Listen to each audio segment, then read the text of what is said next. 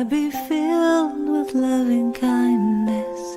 May I be well. May I be peaceful and at ease. And may I be happy.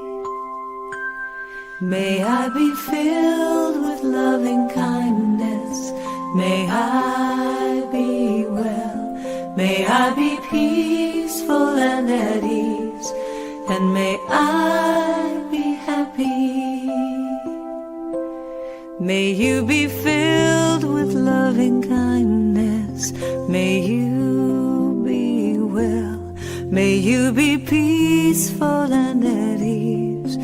And may you be happy. May you be filled with loving kindness. May you be well. May you be peaceful and at ease. And may you be happy. May we be filled with loving kindness. May we be well. May we be peaceful and at ease. And may we be happy. May we be filled with loving kindness.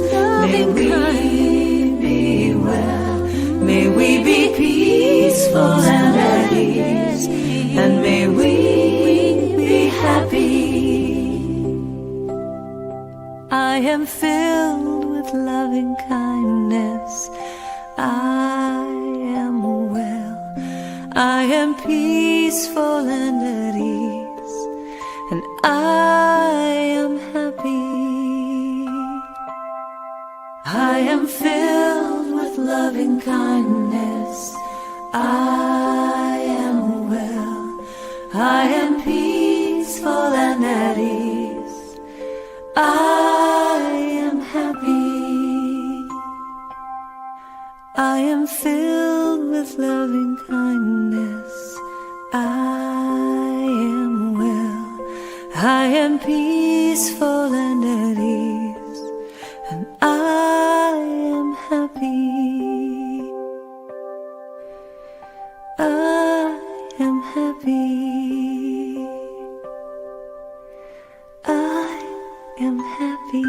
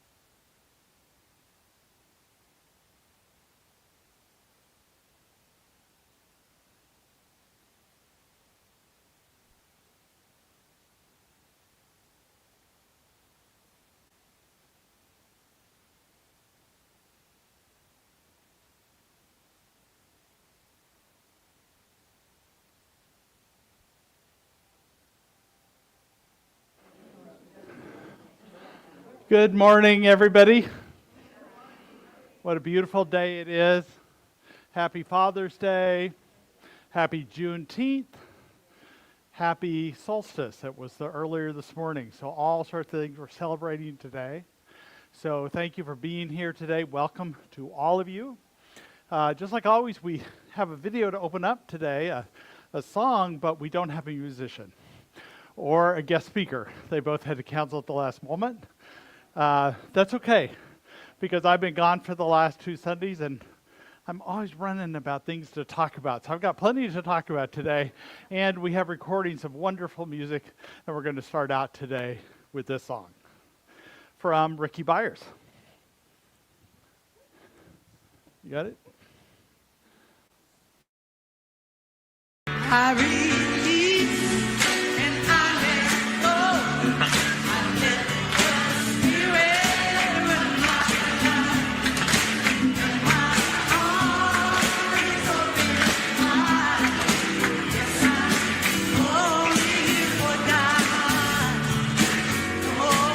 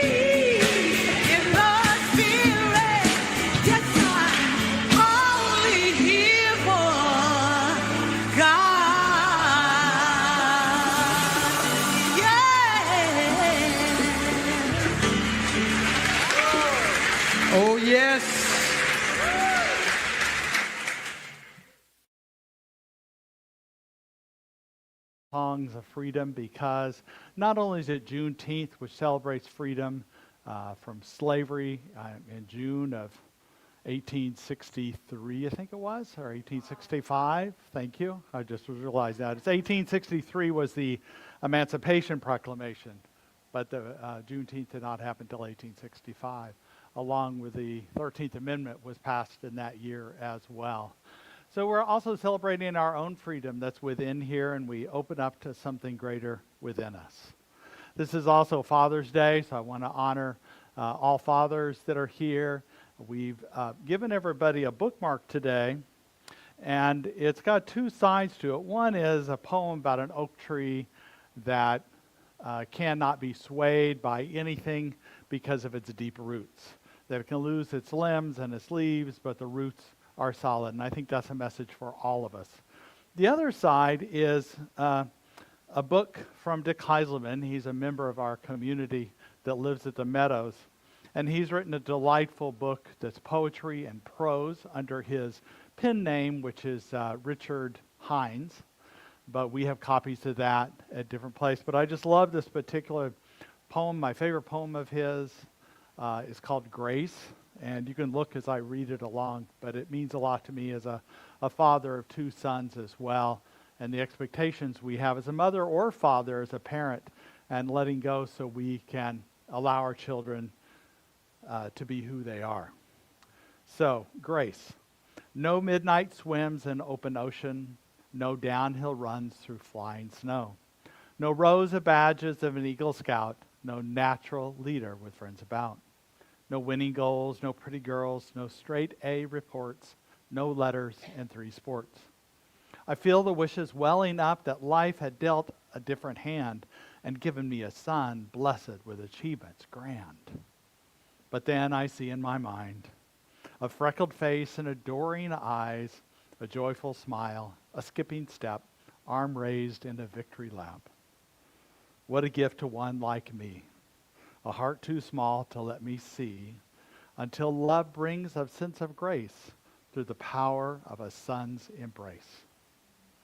And what's great about his book is he offers this poem, then he offers some thoughts of his own thoughts and inviting his readers to have thoughts about it.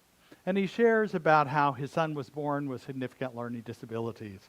And he himself was a high achiever, athlete in high school, and wanted a son to do the same, and his letting go of his expectations.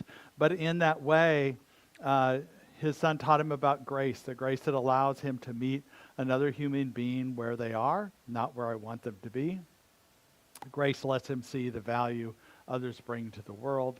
Grace offers encouragement rather than judgment. Grace that nurtures rather than drives. So a beautiful poem about our expectations, whether as a parent, but as just going through life as well. It is grace that opens us up in love and understanding. So I'd like to begin our service today with our vision and mission. Oh, let's honor fathers. If you are a father or a stepfather or a adopted father, would you be willing to stand up, and let's give you a round of applause. Thank you. Or raise your hand, either way. Thank you for all that you've done and all that you are. We also appreciate that divine masculine that's present in all of us that shows up in powerful ways. And so thank you very much for being here and being a part of that deeper spiritual connection that we have. So we are going to open up with our vision and mission statement. If you'll look up on the screen and read with me. We are an inclusive community for spiritual growth and compassionate action. And our mission statement, we are co-creating a world that works for everyone by living intentionally, loving unconditionally, and seeing God in all people and all faiths. So we're celebrating, as I mentioned, Juneteenth and solstice, as well as Father's Day today. I did mention that there were a few last-minute changes. Our guest speaker, Reverend Rachel, was called away because of a family urgency, and so we bless her as she travels to be with her family without concerns and our prayers. Without even knowing what it is, we can just hold prayers for the highest and best for their for her family, as well as our musicians. So we do have a few things. Oh, and well, Sean Boyd is still here as our practitioner. We didn't lose him yet. Next Sunday is a few things going on. Next Sunday, we're going to honor our practitioner Peggy Usack, who is moving away to a new community on the East Coast and eventually Spain. So we'll have some time to honor her next Sunday and have a reception for her after the service. So if you can be here to honor her, that would be so wonderful. And then before you know it, we're moving into July. A couple big things going on in July. There's still Pride events going on in June here in the county and elsewhere. But on July 4th, which is a Saturday this year, our 250th anniversary since signing of the Declaration of Independence, I am organizing the Interfaith Council to walk in the parade that's Saturday morning. And I just brought the sign to show you. Last year we had a much bigger sign, and it didn't have holes in it, so there was. I know ministers never complain, right? But there was a few complaints of people that it was too heavy and was blowing against the wind. So this one, the wind can blow through it, and it's a little smaller. But that was us last year, and the pictures up there carrying the sign, and. So it's smaller, more compact, but we'll still be there. So in truth, any of you can come march. We want more people there. We had a small contingency last year. We'd like to have 100 or so walking today. I know the Unitarian Universalists will be walking with us and other communities, and just representing all the faiths that are here in the valley. So we so appreciate it. And then later in the month after that, it's Crush MS. It's that time. So tickets are on sale now for the July 25th event. Starts at 4 o'clock in the afternoon. And also, it'll be a time that we ask our community to volunteer for this event. It's part of our outreach, part of our mission and vision that's fulfilling to volunteer for this event. So we so appreciate if you're willing to do that. Karen Reed has already been asking some people, but pretty soon she'll be showing up with that clipboard, and you know what time that is. It's time to see. She never puts it down. But we so honor, this is, believe it or not, the 13th annual year of this event. And we honor Kevin, who's here today, is the co-founder, and Julie, who's the other co-founder, and the amazing work that they've raised, almost $1 million for research and to eradicate Crush MS. So we so appreciate it. So let's give them a round of applause, give Kevin a round of applause. And hold the date, attend it, volunteer, be a part of it, contribute in whatever way you can. So, and what? Tell your friends. That's right. So we'll have this posted on the website, but also you can just go to crushms.org is the easiest way to get tickets. Yes, Mary? It's a happening event. There's already...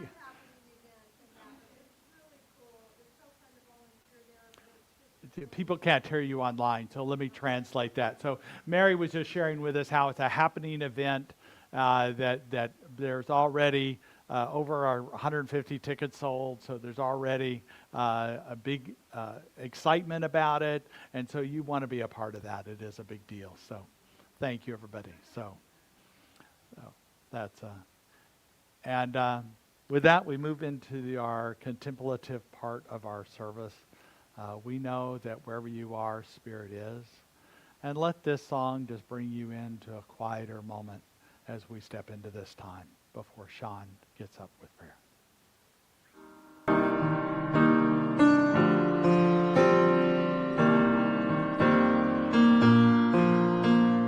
Blessed always, blessed always, for the arms of God surround us. Let our joy be so triumphant that we rest in God and say amen. Let our joy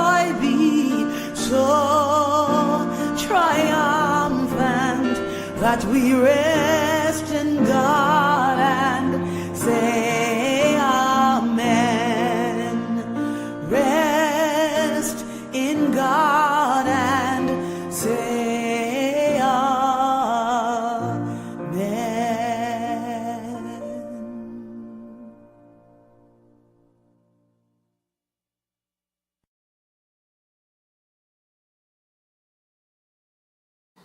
And come back to ourselves, retrieving our minds wherever they are right now and coming back to this place, right here, right now.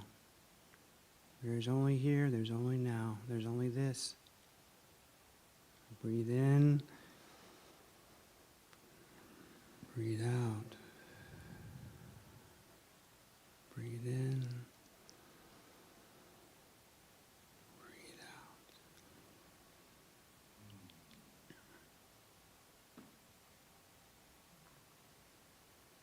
It's so nice to be among friends this morning. A quick announcement before I start my meditation. We are going to be collecting again for our school in southwest Uganda. Things are going very well there. They have not been affected by the Ebola outbreak in Congo. So children are healthy. Most of the children are doing very well academically and also financially, but there are a few children that still need our help with their tuitions, their expenses, books, uniforms, things like that. So we're not ready to collect this Sunday, but if you wanted to approach us next Sunday, we'll be happy to talk to you about the students individually and as a group. And you can also contribute as a group or individually to a student. So thank you. Amen.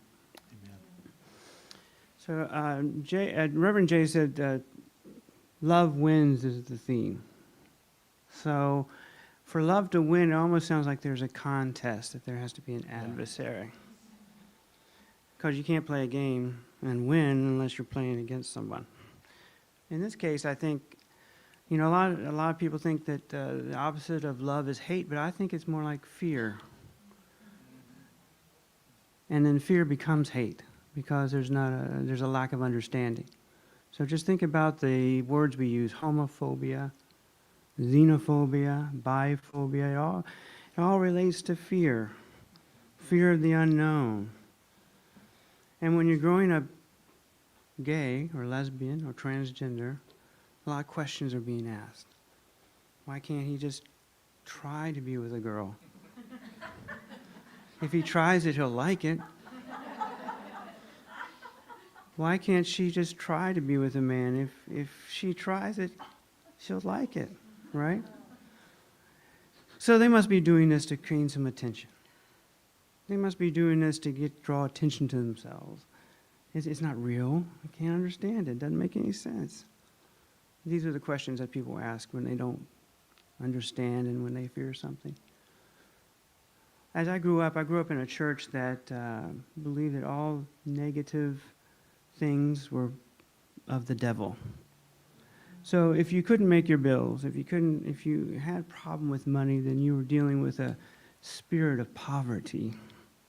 If you smoked or had some sort of addiction, you had a spirit influencing you, kind of a devil speaking in your ear, telling you to do these things. And it all had to do with fear. So when you were a young man growing up in a church like that, and when you were going through puberty,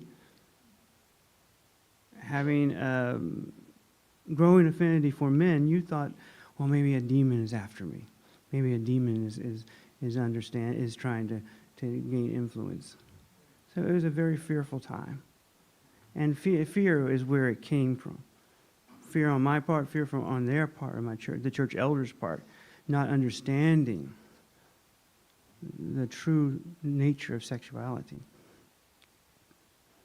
But fortunately, I got out of that environment. When I got to college, I had the love of friends to teach me that I was okay. It's okay.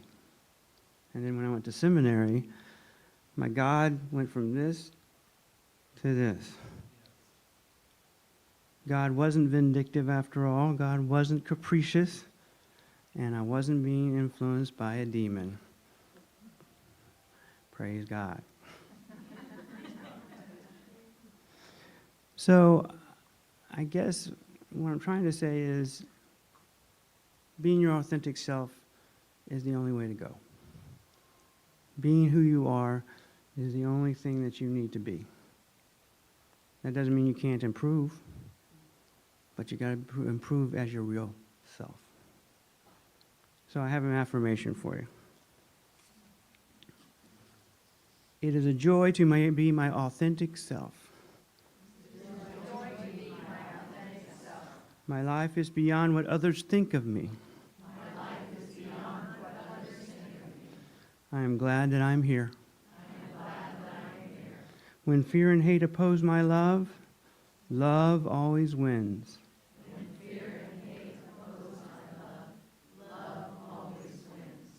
And so it is.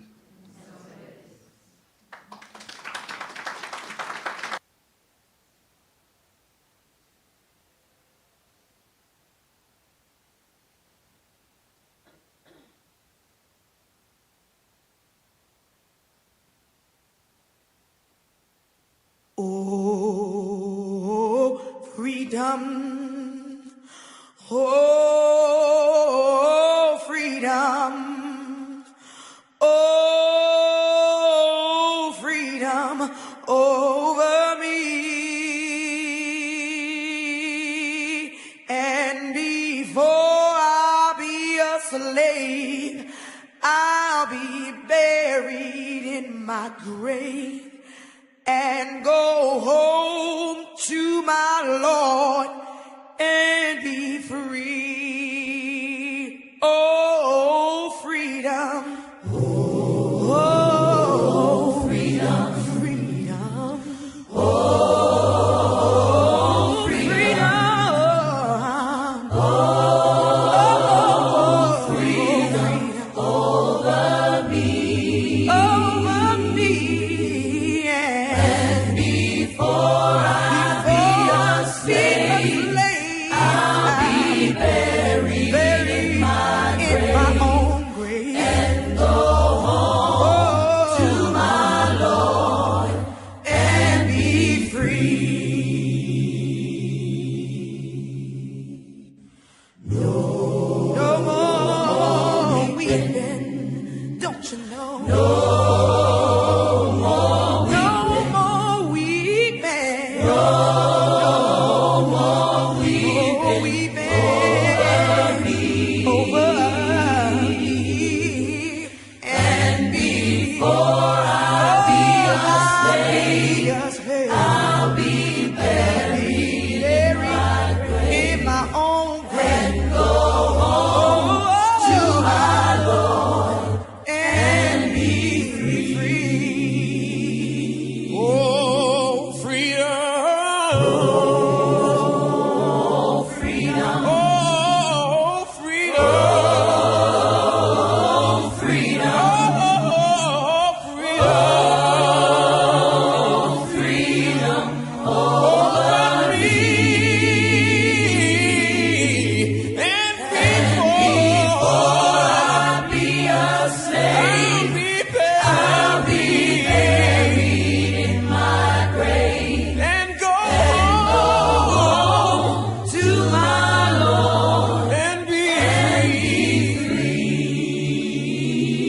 And before I be a slave, I'll be buried in my grave. I'm going home to my Lord and be free.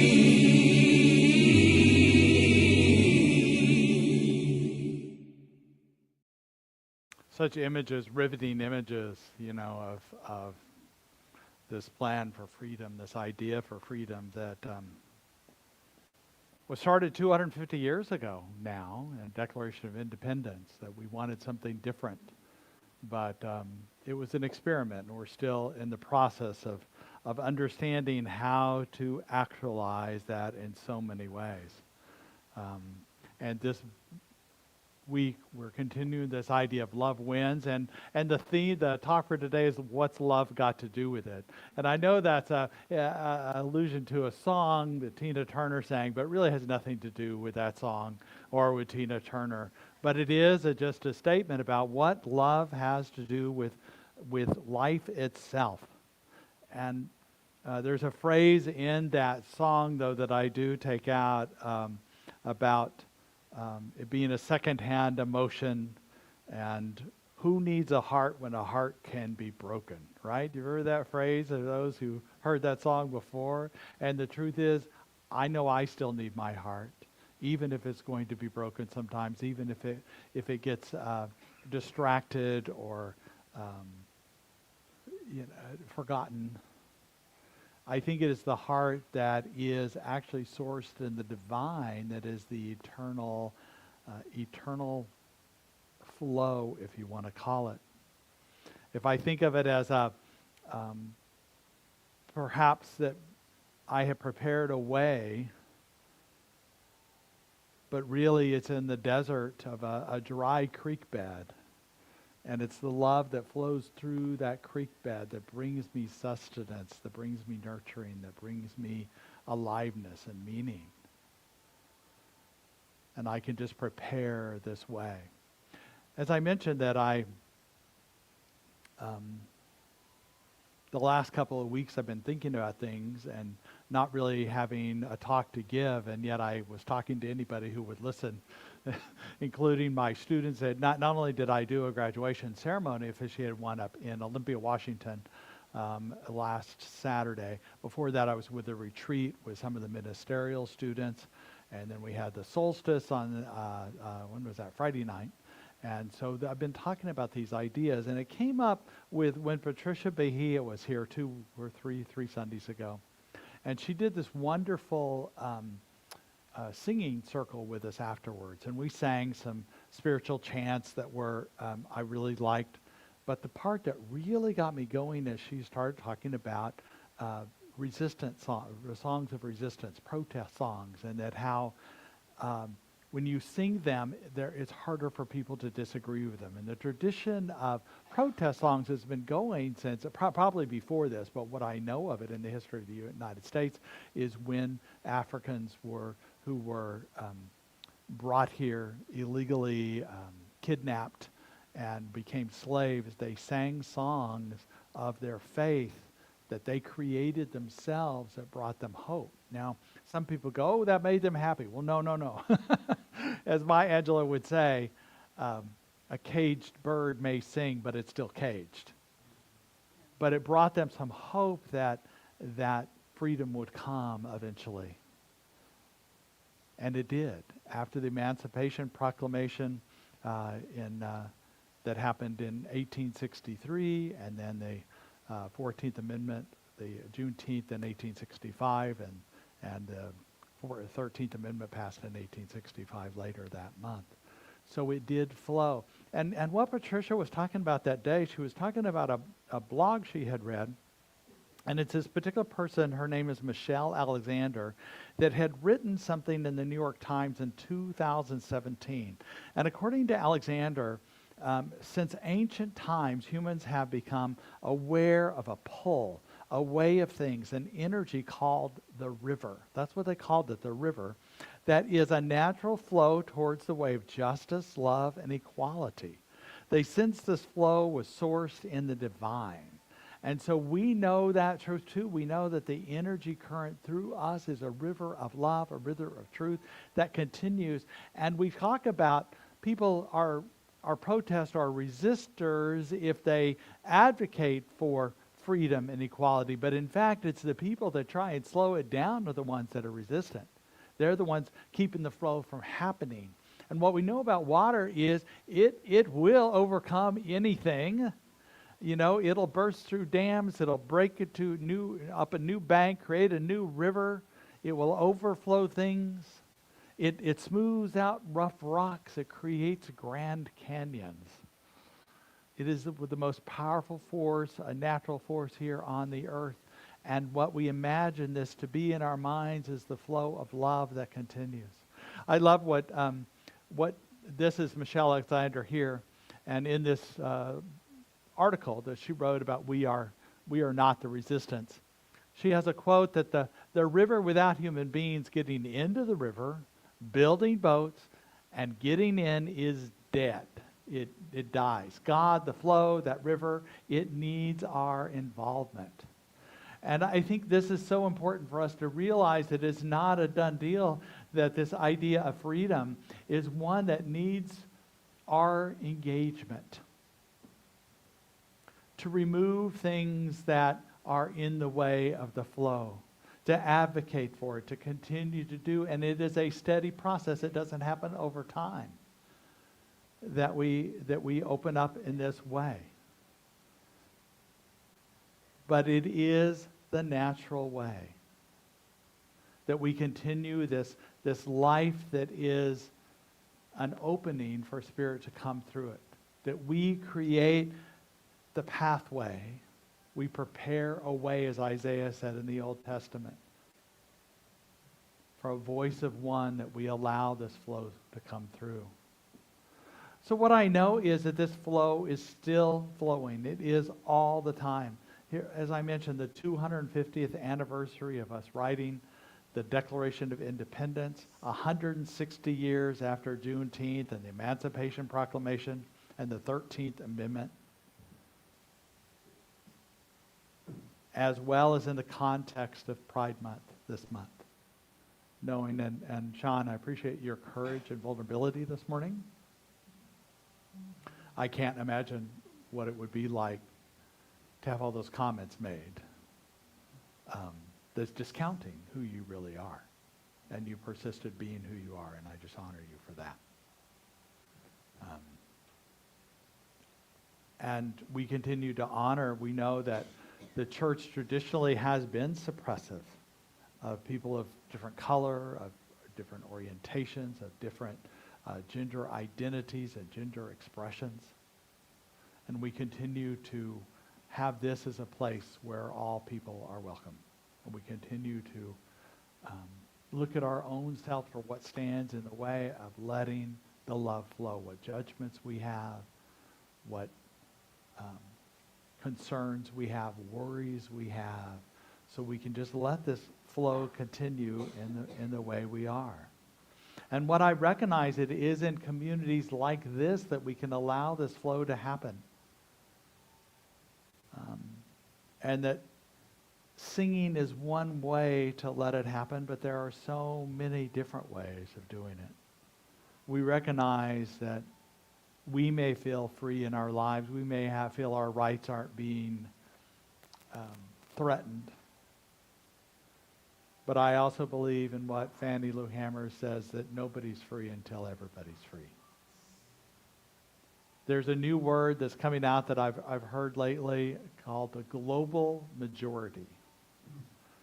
So in this country, the white race is still a majority, but overall in the world, there's a global majority of non-white people, or that word, there is no majority. Maybe that's the way to put it.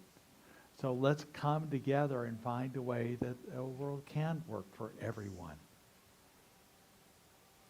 This country is still a work in progress, and that's okay, because each of us individually are still a work in progress. So we can do this together.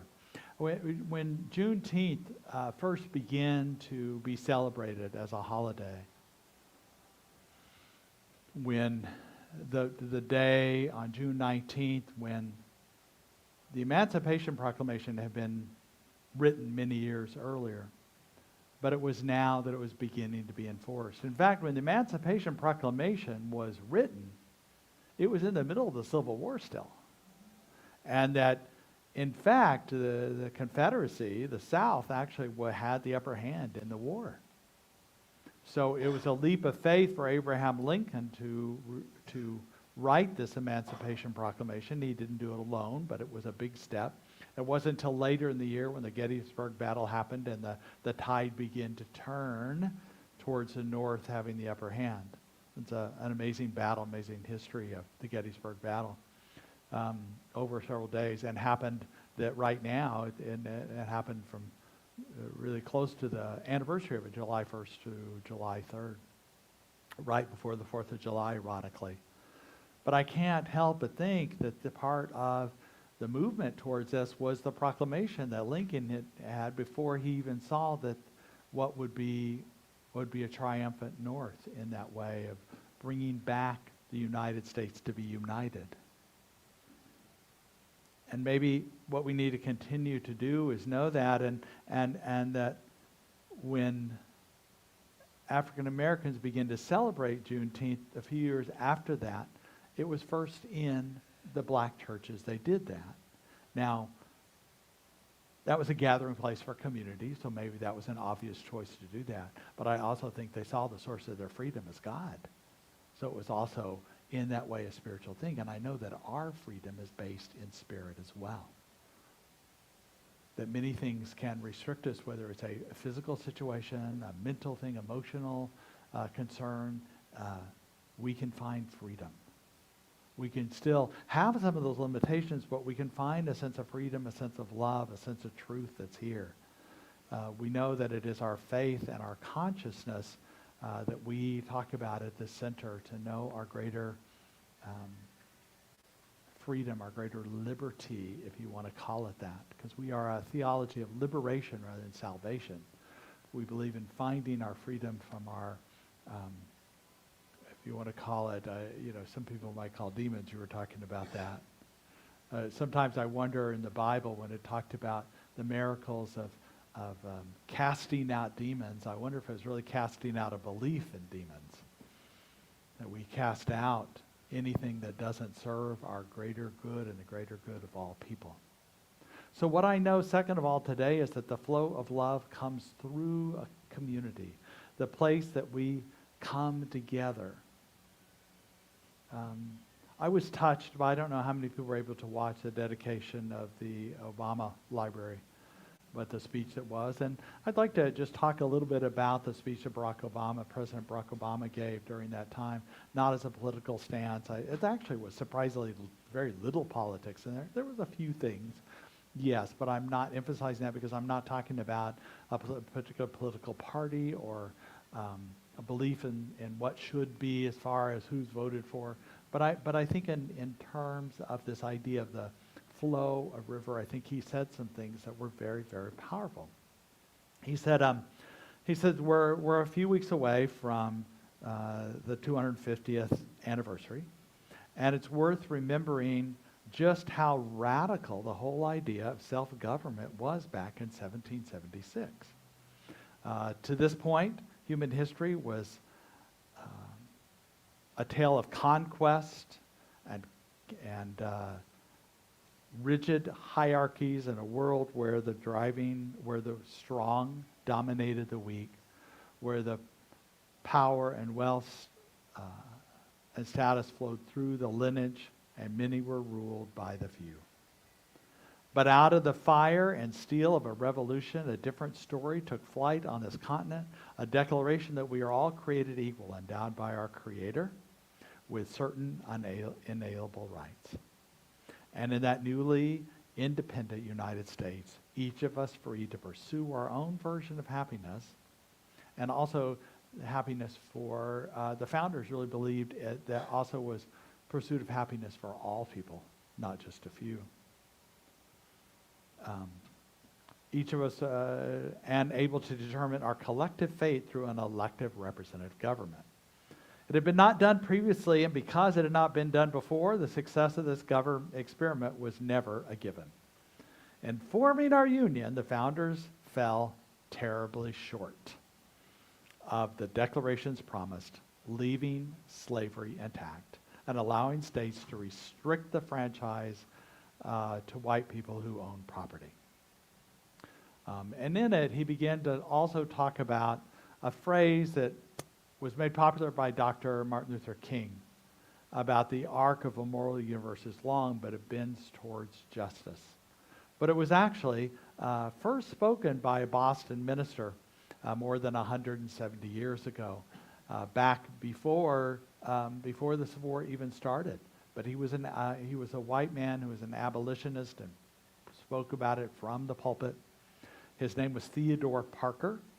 And he spoke about this as the time when the cause of freedom for slaves seemed lost. Even in countries that were considered the North, there was slavery was still practiced. And so he said that it was darker time than any New England had ever witnessed, and observed that believe that justice is always done on earth. He said, I do not pretend to understand the moral universe. The arc is a long one. My eye reaches but little ways, but I cannot calculate the curve and complete the figure by the experience of sight. I can divide it by conscience, but from what I see, I am sure it bends towards justice.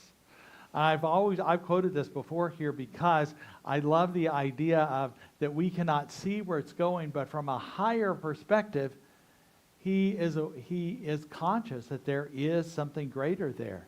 From a higher consciousness, from a higher perspective, from a sense within, we know that the justice is coming, but it's a long one. We may not be able to see it, but it's there. And Parker was no under illusion about the perils and obstacles facing the abolitionist cause at the time. His words offered no easy answers, no comforting assurance that he or his congregation would live to see the progress they so desperately sought. Rather, his was a declaration of faith, a defiant call, not to abandon hope or give way to fear, but to stay true to our better selves and truth to one another, and to keep fighting to fulfill the promises of this nation, even in the face of cruelty and bitter disappointment, even in the face of impossible odds. And as I mentioned, the time frame of this, 3 years later, the Emancipation Proclamation was written, and 5 years later, the 13th Amendment and Juneteenth were passed. So this was a continued belief in that, and others were with him in this way, who did not actually lift a gun during the Civil War, but they held it in consciousness as a way of faith. And I also love the way President Obama was talking about this new library that was due, because he made it less about himself. He said, in fact, if you go there, skip all the speeches that are recorded to me. That's not the important part. The important part is he's talking about it was a place to gather, a vibrant, living celebration of community where we can learn together and share the joys of art and music and sport and play, because it's in that moment, that's when we're reminded of our common humanity and strengthen the bonds of trust that not only make our lives richer, but make our democracy stronger. To me, that really spoke to me about what we're doing here, not as a political action, but as a movement of affirming equality for all people, affirming rights, affirming inclusivity of all people. So when we were, Friday night when we had the solstice ritual, we gathered in the courtyard. We had a little fire going in the middle in a safe, contained way. But we were harmonizing with this planet. The people that have been coming to these, talking about an alignment with the planet, they feel a connection to life in a deeper way. This is one way to align ourselves with that flow coming through. The 4th of July, getting together with other interfaith groups and marching in the name of freedom. Being a part of Crush and Mass, the Sip and Savor, these events. We're going to do interfaith thing in the fall where we break bread together in a common meal. And just different things we do that we're not, our community is not the only community doing this, and we're harmonizing and joining and collaborating with other communities, with other nonprofits that are doing this kind of work of inclusivity. Because together we do make a difference. There's a voice of one that is happening, a voice of allowing this river to flow and acknowledge and be, and whatever's in our way, we let it go. Collectively, individually, that's the purpose of our mindfulness, to be aware of what, even judgments of others. You know, my favorite thing is sometimes I'm judging people who are judging people. Now, that doesn't solve anything, right? We let go and we allow this love to come through, and we can see through our ancestors long back ago that this flow is continued. They talked about this river a long time ago. And we can also see in more current history where as people spoke about it, it became true. So we continue to speak, we continue to know in our hearts and our prayers, and it is coming. We don't know when, but we know this arc of justice does come true. So we speak it together and know it together. And what I know is this love that I'm talking about that wins, that makes a difference in the world, is an illuminating force. It reveals the brilliance of the whole of each of us and the whole of all of us, and allows us to play in the sacredness of interdependence. I think as a nation, that's where we are growing towards, is not an independence, because we cannot do this alone, but an interdependence, learning to do it together. And we also share this humanity, share our worries and our dreams, our wishes, our what we think are failures, but we know out of failures comes some good, and together we realize that what is coming together and allowing a deeper truth of who we are and how that comes forth. We begin to understand that our well-being is intrinsically linked to the well-being of others and the planet itself. Love is more than a feel-good idea. It's a profound shift in how we experience reality. We recognize the intricate, beautiful web that connects all of life. At the graduation ceremony, we only had one graduate this year, and she was from Olympia, so we had it in Olympia. And what she wanted was for everybody to somehow connect with each other, to do, just to bless her or congratulate her. She didn't even know what it was, but she wanted everybody to connect, to feel the web of life, like Indra's web, if you know that. So we literally held hands up at the front, and then everybody held hands around that and felt this web of life, this web of love that was there. And Indra's net is a myth that where, like a spider web that goes in all directions, wherever there's a connection of the web, there's a jewel, and that represents a human or other kind of perhaps animal life that mirrors out into the world that we see from our jewel self. We see the other jewels around us and can see ourselves reflected in those jewels, and we feel connected in that way. And this is the love that we know to be the greater truth of who we are. So as I complete this talk today, I'd like us to all, you don't need to stand up, but if you're able to stand up, and just let's connect with each other. And just where you are, make sure you're holding hands with somebody. If possible, two people. And you can also just put a hand on a shoulder if that makes it easier. It doesn't have to be a hand. And yes, you could do 3 ways. That works too. Whatever works. And just take a moment to feel this connection in the room. That we are connected in this big web of life. Now in your mind's eye, allow this web to extend beyond this room and out throughout Napa. All the people in Napa are connected in this web, and extend it out to all of the United States, all of the Americas, and around the whole globe.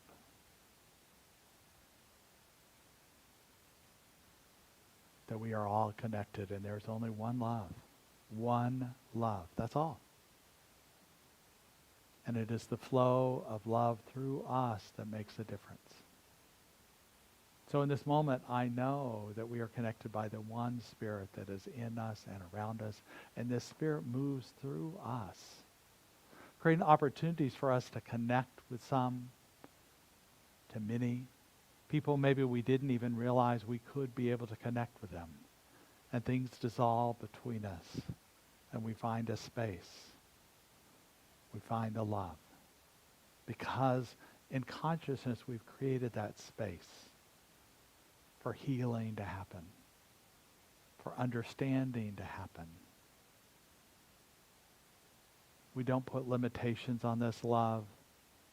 And we know Spirit through us is creating this freedom, this liberty, this deeper connection. And for this, I'm so grateful. I'm so grateful as we include the whole globe in this knowing of healing and love, justice, inclusivity, that is the truth of who we are. Let's take a deep breath in and just let it go and let it flow. And together we say, and so it is. You may be seated. As a final song today, not a final song, but one more song after the talk, I offer Bob Marley's Redemption song, which I've always loved. But this particular song is sung by one of his sons, Stephen Marley, but it has some clips of Bob Marley in it. But what I love about this particular song and the way it's done is it shows people from all around the world. And to me, this is that connecting idea that we have.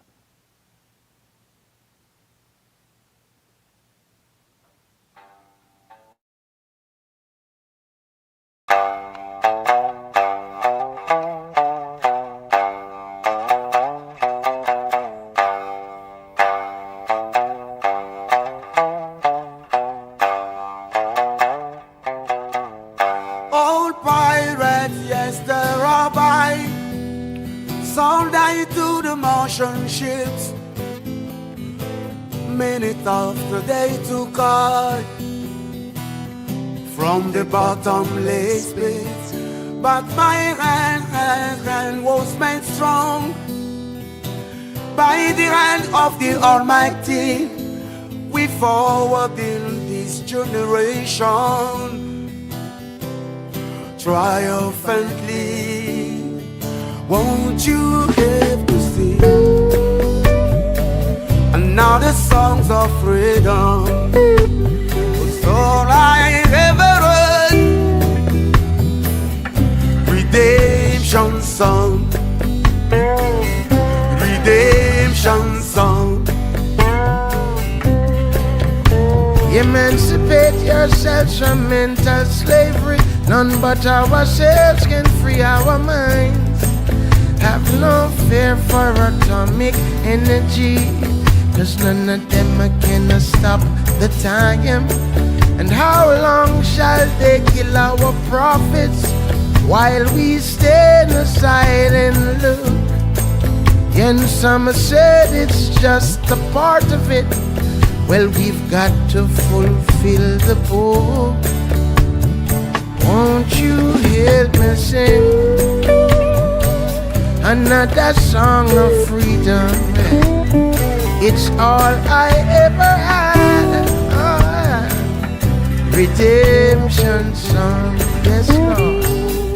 Redemption song, Redemption song. Wop chu wop chu wop. Come on with me, people. Wop chu wop chu wop. Come on with me, children. Emancipate yourself from mental slavery. None but ourselves can free our minds. Have no fear for atomic energy, 'cause none of them can stop the time. How long shall they kill our prophets while we stand aside and look? Some say it's just a part of it. We've got to fulfill the book. So won't you help me sing another song of freedom? It's all I ever had. Oh, Redemption song. yes, Lord. Redemption song. Redemption song. Redemption redemption song. Songs of freedom.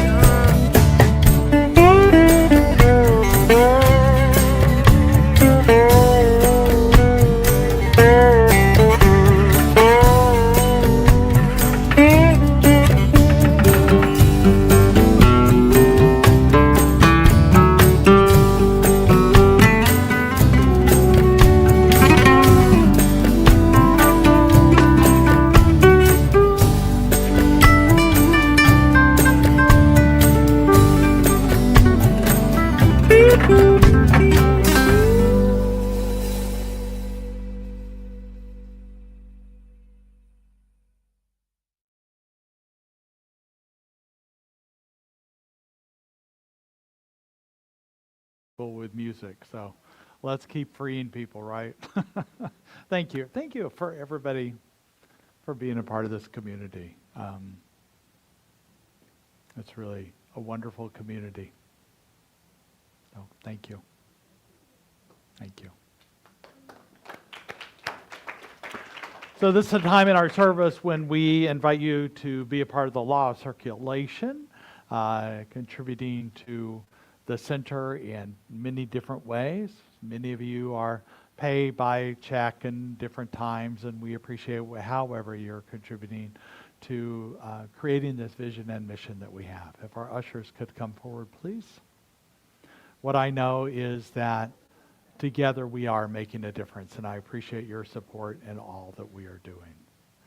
So take your hand and put over your heart, and represent that which you've given in the past or given today, and repeat with me. Divine love as me blesses and multiplies all that I am, all that I have, and all that I circulate, and so it is. Another.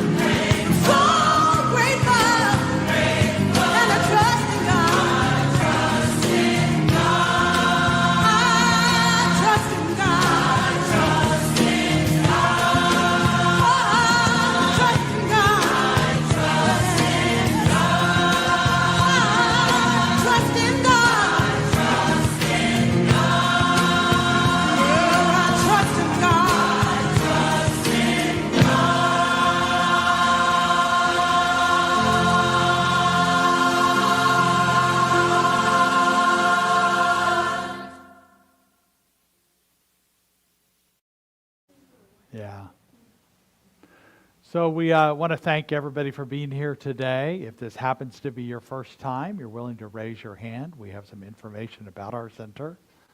Anybody here for the first time willing to raise your hand? Well, we happen to miss you, or perhaps you're here for still pretty new and you want to get more information about us, or you want to sign up for the 4th of July parade. There's an information table out there. We also consider signing up. We don't have the information today on signing up to volunteering for Crush MS, but that's down the road. We appreciate you doing that. Probably by next week, Karen will be back and ready to sign you up. She doesn't hesitate, so you don't have to give her permission. She'll come to you, but it's good to do that. So today we bless each other, and anybody who might be here for the first time online, we bless you also. We say the affirmation. We say, we bless you today, knowing that the peace and happiness you seek is also seeking you. We honor your inner radiance as you let your light shine in the world. We are grateful for your presence in our community, and so it is. And if I can have practitioners to come forward, please. Know that this is a time in the service afterwards that you can remain here in the sanctuary to receive prayer with one of our practitioners, which is such a gift to be able to receive a personal prayer. We also take prayer requests out in the lobby or online. The practitioners and I love the opportunity to pray with you. And now let's welcome is it just a child today? Our child.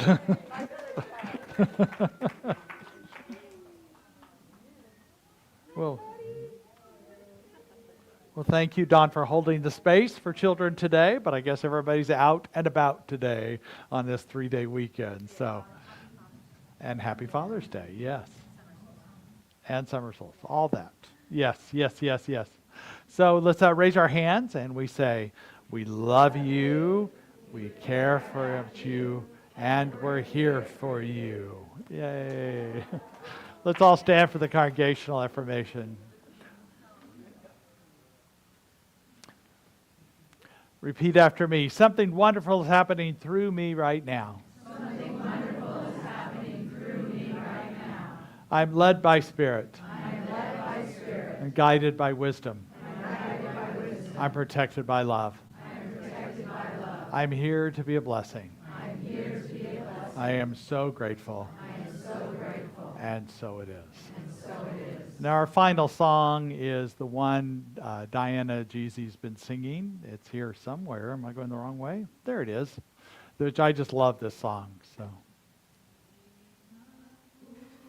May the pool of love we have gathered here spread its wings and fly far and near from the depths of our hearts to the farthest star.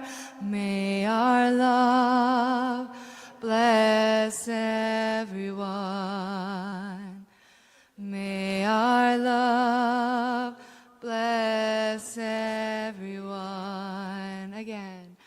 May the pool of love we have gathered here spread its wings and fly far and near from the depths of our hearts to the farthest star. May our love bless everyone. May our love bless everyone.